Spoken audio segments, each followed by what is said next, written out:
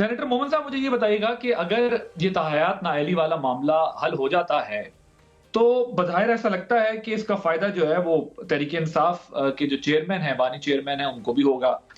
यही बेसिक वजह है कि आप लोग जो है वो बहुत ज़्यादा एजिटेट करते हुए दिखाई नहीं दे रहे इस मामले में। देखिए, बिस्मिल्लाहिर्रहमानिर्रहीम, सबसे पहले तो मेरे लिहाज से पाकिस्तान तहरीक इंसाफ के जो चेयरमैन हैं इमरान खान, उनको नाअहल क्यों करेंगे? मतलब कौन सा ऐसा केस है जो एक्चुअली ऑन मेरिट उनको नाअहल कर सकता है?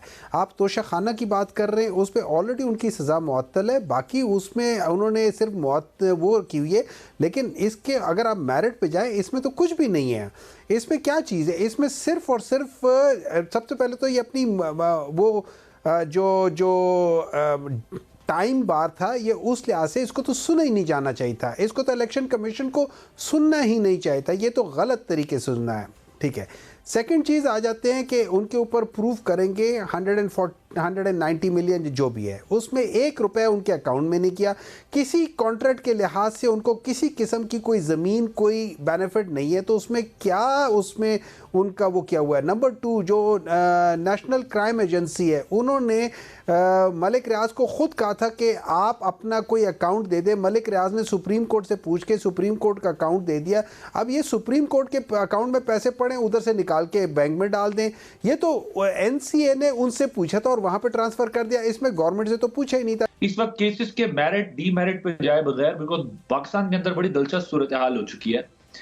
आप तमाम जमातों की मैं बात कर रहा हूं क्रॉस, कि अगर हक में फैसला आए तो कोर्ट्स बहुत अच्छी हैं, खिलाफ फैसला आए तो कोर्ट्स बहुत बुरी हैं, जजेस बहुत अच्छे हैं, जजेस बहुत बुरे हैं। मैं तो सिर्फ ये बात कर रहा था कि अगर ये फैसला आ जाता है तो जाहिर है प्रैक्टिकली ऐसा लगता है कि आपके पीटीआई के चेयरमैन, उनको भी फायदा हो जाएगा अगर उनका ताहयात नाअहली का मसला हल हो जाता है। तो अभी केस के मेरिट डीमेरिट पे मैं नहीं जा रहा कि जो सुप्रीम कोर्ट के जजेस के साथ होता है, कभी हाई कोर्ट के जजेस के साथ होता है, कभी लोअर कोर्ट के जजेस के साथ होता है। ये तो होता है हमारे मुल्क में ना कि मेरिट और डीमेरिट खुद तैयार किया जा रहा है। मगर पॉइंट बेसिकली ये है कि अगर होता है तो मुझे अगर आप स्पेसिफिकली बता सकें तो क्या आप लोगों को भी इसका बेनिफिट होगा, इसीलिए पीटीआई एजिटेट नहीं कर रही। स्पेसिफिकली मुझे अभी केसेस की मेरिट डीमेरिट पे बात नहीं कीजिएगा। इन प्रिंसिपल किसी भी लिहाज से ताहयात नाअहली नहीं होनी चाहिए। इन प्रिंसिपल नहीं होनी चाहिए।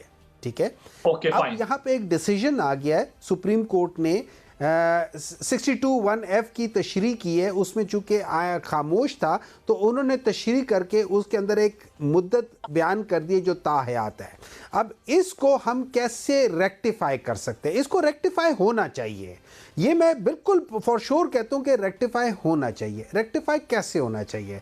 इसके लिए 2/3 मेजॉरिटी के साथ आपने उस कानून जो कॉन्स्टिट्यूशनल है 62(1)(f) को आपने उसके अंदर मियाद डालनी है और उसको आपने डाल के कह देना कि इसके अंदर 5 साल से ज्यादा या 10 साल से या 6 साल से या 2 साल से ज्यादा आप नहीं कर सकते। आप अज़मा साहब ये बताएं, वो कह रहे हैं कि चेयरमैन पीटीआई का कंपैरिजन जो है वो गलत है मियां साहब के साथ, क्योंकि ऐसा तो कोई उनका केस ही नहीं है कि उनको जो है वो आप ताहयात नाअहल वो होंगे या नाअहल होंगे। वो कहते हैं कि उनके केसेस का मेरिट जो है वो नहीं है, वो तो उड़ जाएंगे। लेकिन साथ में जरा मुझे ये भी बताइएगा, आप लोगों को अब तक की जो प्रोसीडिंग्स हैं उस पर इत्मीनान हो चला है? बिकॉज बजाहिर ऐसा लग रहा है कि इससे पीएमएलएन जो है वो कंफर्टेबल जोन में जाती जा रही है और पीटीआई जो है वो तो बानी चेयरमैन अब बाकायदा कॉलम्स लिख रहे हैं, बाकायदा पीटीआई कह रही है कि जी हमें तो प्लेइंग फील्ड ही नहीं दे रहे। लेवल प्लेइंग फील्ड क्या चीज होती है? बहुत शुक्रिया आदिल। मैं बिल्कुल हुमायूं साहब की बात से एग्री करती हूँ कि मियां नवाज शरीफ साहब के केसेस का और इमरान खान के केसेस का कोई कंपैरिजन नहीं बनता।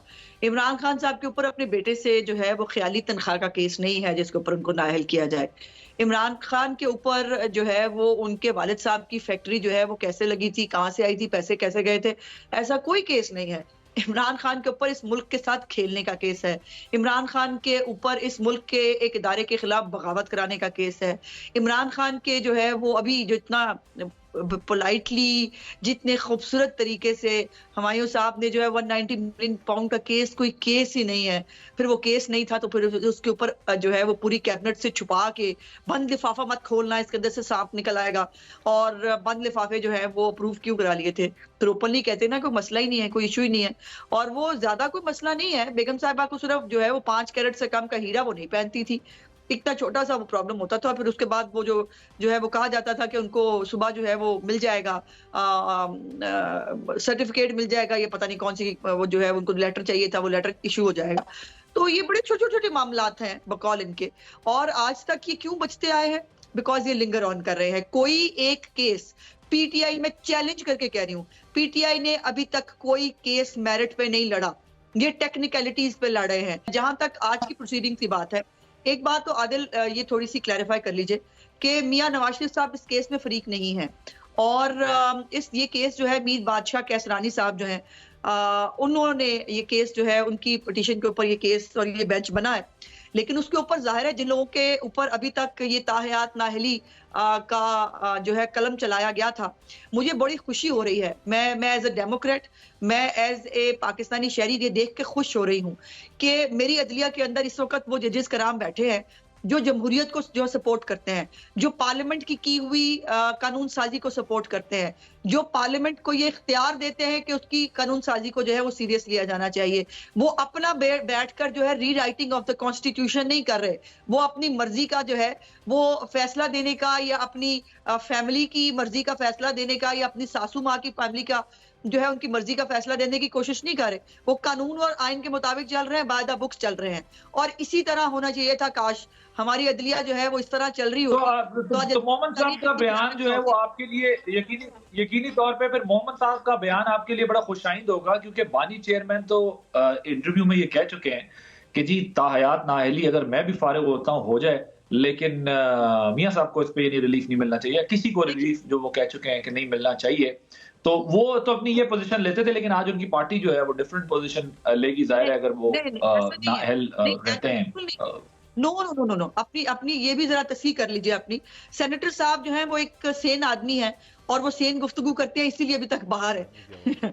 इनके बैरिस्टर गौहर साहब जो पता नहीं कभी चेयरमैन रात को होते हैं सुबह नहीं होते, उन्होंने अभी कल जो है बाकायदा तौर पर प्रेस टॉक करते हुए कहा कि हम ये ताहयात नाहली को रोकेंगे। उनको बड़ी गलत फहमी है अभी भी अपने बारे में। पहले अपने लिए रास्ते तो बना ले, किसी के रास्ते, अभी भी उनको दूसरों के रास्ते रोकने का शौक है। अपने रास्ते जो है वो जिस तरह से बंद है, या अपने रास्ते जिस तरह से बंद गली में ये ले गए हैं, अभी भी उसकी परवाह नहीं है।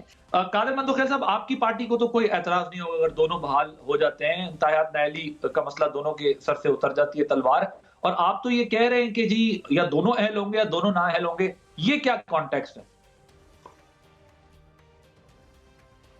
देखिए आदिल साहब, मैं काफ़ी अरसे से उज़मा बीबी के साथ कई चैनल पे महिमायूं साहब के साथ ये सामने बात करता था, जब मुस्लिम लीग नून के साथी ये कहते थे कि हमने इलेक्शन एक्ट में तरामीम करके वो मामला ख़त्म हो गया। मैं हमेशा ये कहता था कि नहीं जी, आर्टिकल 62-63 जो ना वो ज़्यादा सुप्रीम है बनिस्बत इलेक्शन एक्ट, और फिर सुप्रीम कोर्ट के एक बेंच ने ताहयात नाइल कर दिया है, तो लिहाजा इसकी तशरीह करेगा सुप्रीम कोर्ट। आज तो वो साबित हो गई है। हुमायूं साहब हिमायत करेंगे इनके साथ, और उज़मा बीबी के साथ कई शो में हम ये बात करते आ रहे हैं। नंबर एक बात। दूसरी बात ये कि हुमायूं साहब की तरह मैं भी इस चीज़ की बिल्कुल हुमायूं साहब की तरह मैं भी इस चीज़ के बिल्कुल कायल हूँ कि ताहयात नाली नहीं होना चाहिए। यकीनन एक इंसान है, गलती कर सकता है, पॉलिटिकल लोग होता है, गलती, टाइपिंग मिस्टेक, 10 चीज़ें होती है, तो उसके लिए पूरा लाइफ टाइम के लिए उसके ऊपर पाबंदी नहीं लगाना चाहिए। लेकिन इसके साथ साथ मैं इस चीज़ की भी हिमायत नहीं करूँगा कि जैसे नेब अमेंडमेंट आया और अमेंडमेंट आज आया और 5 साल पिछले केसेस को भी उसके अंदर डाल दिया। आज अगर सुप्रीम कोर्ट फैसला करे ये ताहयात, तो आज के बाद जो नाइल होगी उस पर लागू होगा उसमें।